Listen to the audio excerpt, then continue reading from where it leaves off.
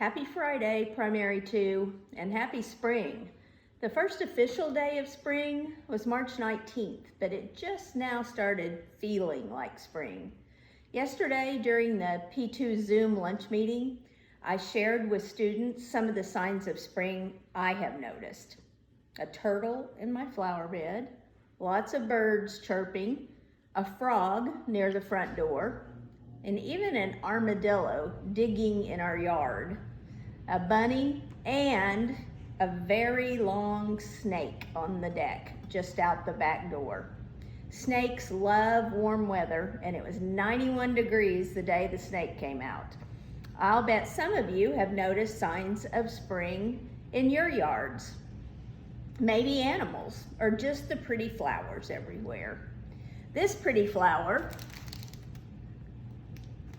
is an Easter lily. It's the traditional flower of Easter.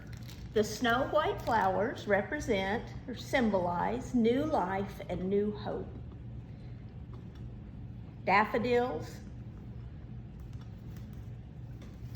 This is a picture of a daffodil. You might remember that Mrs. Hovhanessian gave you the challenge of looking for daffodil, which is one of the very first flowers to pop out when it's springtime. And we were keeping a chart of where you saw daffodils.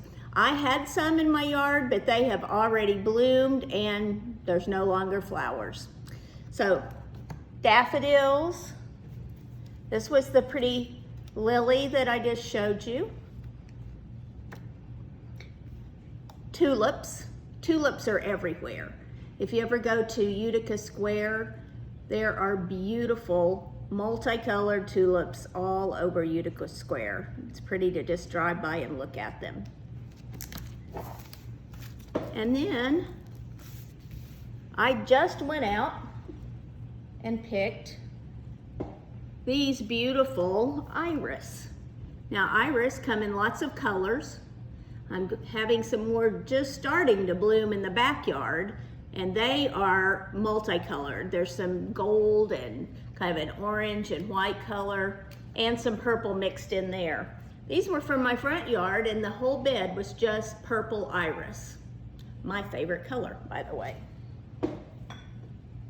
And they smell so good right here at my workstation. Another of my favorites, the rose. We're not seeing roses quite yet. That's a little bit later on in the summer. And we'll be looking out for all colors of roses. And then my very favorite flower is the sunflower. Love to watch sunflowers grow and see how tall they can get. There's many varieties of them. Some can grow way above my head. Others are not quite so tall. Mostly we think of a sunflower as yellow, but there's other colors, different shades of orange that you might see in sunflowers. So let's go ahead and say our pledges together now. If you would please stand, salute and pledge. I pledge allegiance to the flag of the United States of America and to the republic for which it stands, one nation, under God, indivisible, with liberty and justice for all. And now the Oklahoma flag with those symbols of peace that we talked about yesterday. I salute the flag of the state of Oklahoma. Its symbols of peace unite all people. And remember, those symbols of peace are the olive branch, the shield, and the peace pipe. Go ahead and take out your whiteboard, and we're going to review those 4 words that we've added this week from our Word a Day book. You might remember week 1, our 4 words were crunch, gentle, odor, and dash. Week 2 of this, we've added the words shiver, racket, tame, and permit. Go ahead and write those 4 words on your whiteboard or your paper.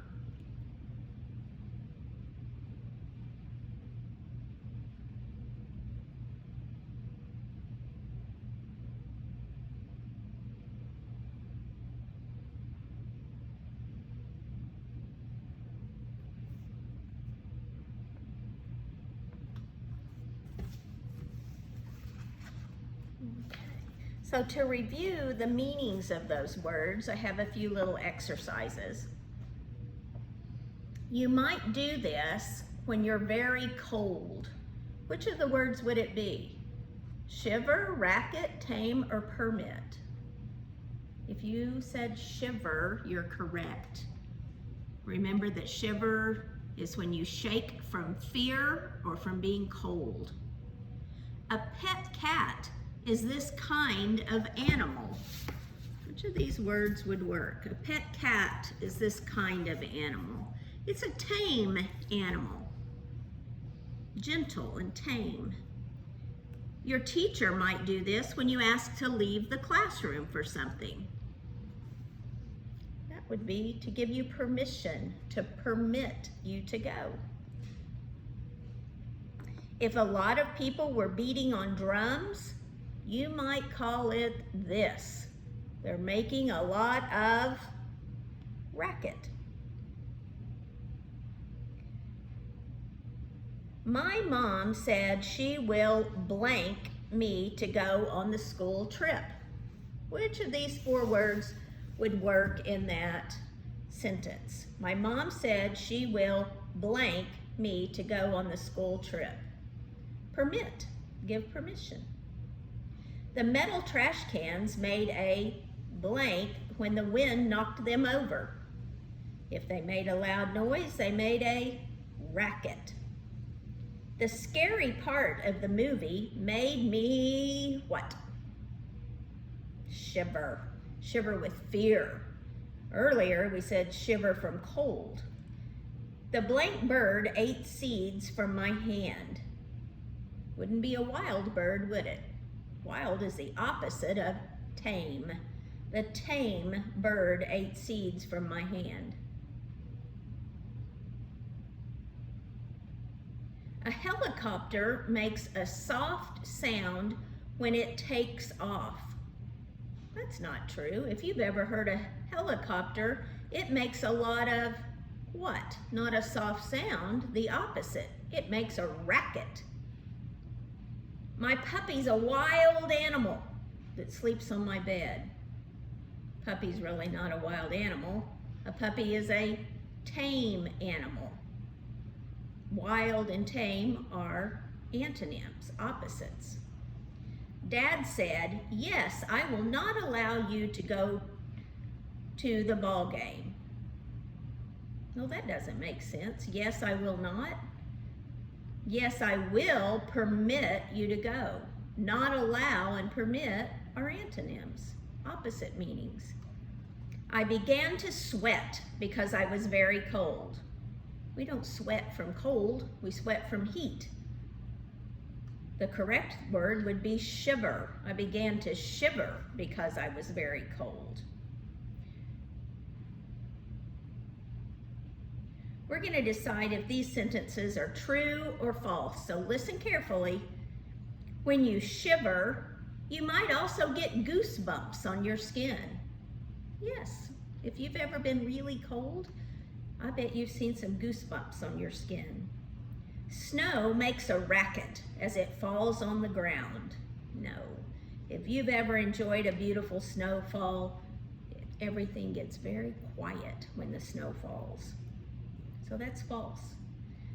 A tiger is a tame animal that can live in your yard. I don't think so. That's false. A tiger's a dangerous animal that lives in the wild.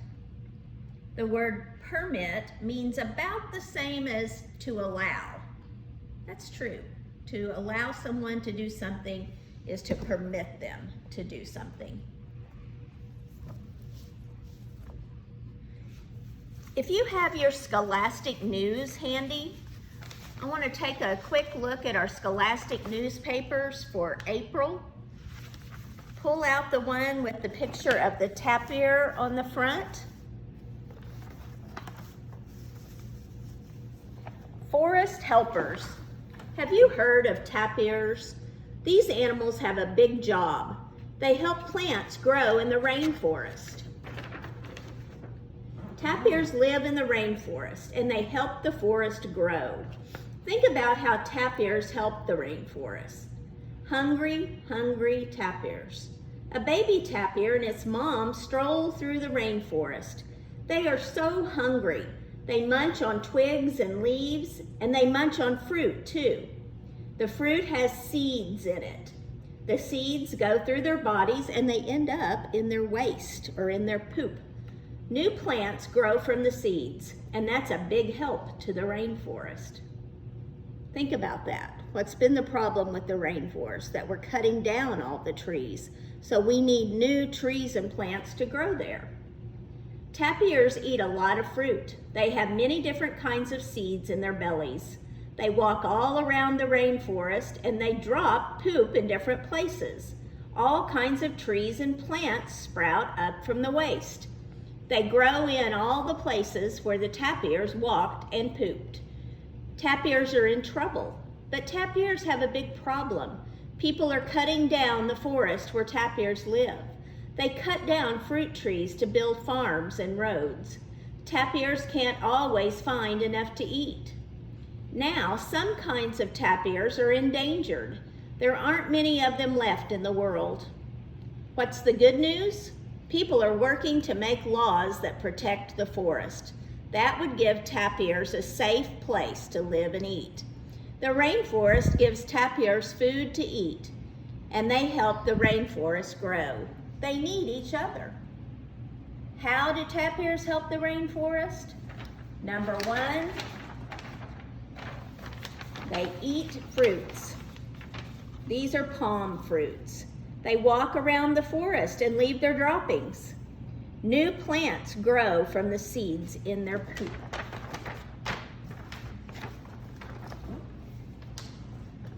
A tapir diagram. A baby tapir is called a calf. Look at the diagram below. So in this information, we have some information about a calf and about an adult. Look over that information if you have your Scholastic in front of you. And we're going to answer some questions. Which one can weigh 500 pounds? The calf, the adult, or both? Well, I see over here in the chart about the adult that it can weigh 500 pounds. So it would be the adult. Which one has a long snout? Well, when you look at the snout in both pictures, it says long snout for the calf and the adult. So that would be both. A calf's fur blank when it becomes an adult. What does it tell us about the calf's fur? Well, it's brown with white stripes, but the adult is brown with no stripes.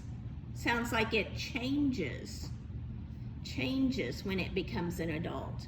Tapirs have short tails.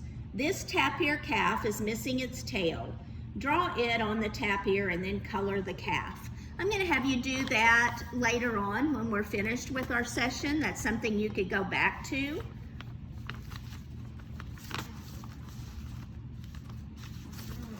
And let's pull out palm trees in the wind. And hopefully you guys have these with you and are following along. Time to go inside. A hurricane is coming. These storms can snap most trees in two, but palm trees are special. They can stand up to the strongest storm. A trunk that bends. Most trees have a stiff trunk. The trunk does not bend. A strong wind can push on the trunk and break it in two. But palm trees have a flexible trunk. And flexible is something that we have been in this online schooling. When things changed in our world and we went from classroom schooling to online schooling, we had to be very flexible in the way that we do things. And there's that word, flexible. It means to bend, to go with things the way you need to.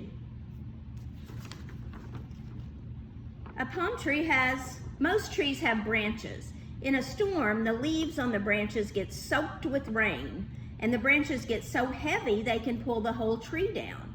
But palm trees don't have branches. They just have leaves that grow out of the top of the trunk, and the tree does not get pulled down from that heavy weight. All trees have roots, and roots hold a tree in the ground. Palm trees have many roots. They spread out really far, and that helps hold palm trees in the ground, even in powerful winds. Hurricanes are strong, but palm trees are ready. They're built to stand in the storm. And this huge tree has fallen over the road. Do you think that's a palm tree? No, it has lots of branches, and we just learned that palm trees do not have branches. They just have lots of leaves that come out of the top. Let's look at the back page. A coconut palm's life. One kind of palm tree is a coconut palm. See how a coconut palm grows big and strong. So there's the 4 stages of the palm's life. A coconut is a kind of, is it seed, leaf, or trunk? In number 1, it tells us a coconut is a kind of seed. Which one sprouts? A coconut, a young coconut palm, or an adult? We're told that the coconut sprouts. Coconuts grow on, look at number 3. They grow on a young coconut palm. And then the bonus question, would a 3-year-old coconut palm have coconuts growing on it? If it's 3 years old, look at the chart. In number 4, it says that an adult must be from 5 to 10 years old before the coconuts start growing on it. So the answer is no. At 3 years old, it's not ready to grow coconuts yet. I'm going to leave the scholastic news about gum for you to read on your own and answer the questions, but I do want to end our session today with Mo Willems, one of our favorite authors. Mo doesn't give up. Mo Willems is an author and illustrator. He has made more than 60 books. How does he do it? As you read, think about the work habits that Mo has that you can have too. Mo takes his time. Mo made up the characters, Elephant and Piggy. It took him a long time. He wanted 2 animals that were just right together. He drew a lot of pictures. He wrote down a lot of ideas. He did not rush. Finally, he had it. Elephant and Piggy were the perfect pair. So he took his time and he kept trying. Mo knows mistakes are okay. Mo's books are not perfect on the first try. He makes mistakes, and that's okay. A pencil has an eraser for a reason, he says. You can erase a mistake and try again. Keep trying. Mo makes a lot of changes on each book. I make many drafts, he said. Here's a draft in the final page from his book, A Big Guy Took My Ball. Mo doesn't give up. Mo was not always a famous author. His first book was Don't Let the Pigeon Drive the Bus. Mo sent it to book companies and no one wanted it, but he didn't give up. He thought his book was good, and finally, after 2 years, his book was published. Mo believes in himself. He's confident. Mo thinks his stories are good. He thinks your stories are good too. He says that stories you write are just as important as the ones that he writes. There's no difference between what a first grader's doing and what I'm doing, he says. If you'll remember, Jade at one of our lunch Zoom meetings mentioned that she had watched some of Mo Willems' little sessions on Facebook, I believe. He was offering some story times. On the back, I'm going to leave you to do this on your own. You are going to take these 6 book titles and put them in ABC order. So this is something you can do on your own. You're going to look at the letter, the first letter of the first word, and put them in ABC order. There's one more thing I wanted to say about the tapirs. I don't believe I mentioned this. Kind of goes along with our study of continents. The tapirs are found in South America, and there's a few in Asia. So they're found on 2 continents, South America and Asia. So would we find tapirs in Tulsa, Oklahoma? Only at the zoo, if we had any at the zoo, because we live on the continent of North America. and these are found in South America and Asia. We're going to close for now. I hope you have a fabulous Friday, a good Friday, and a nice Easter weekend. Goodbye for now.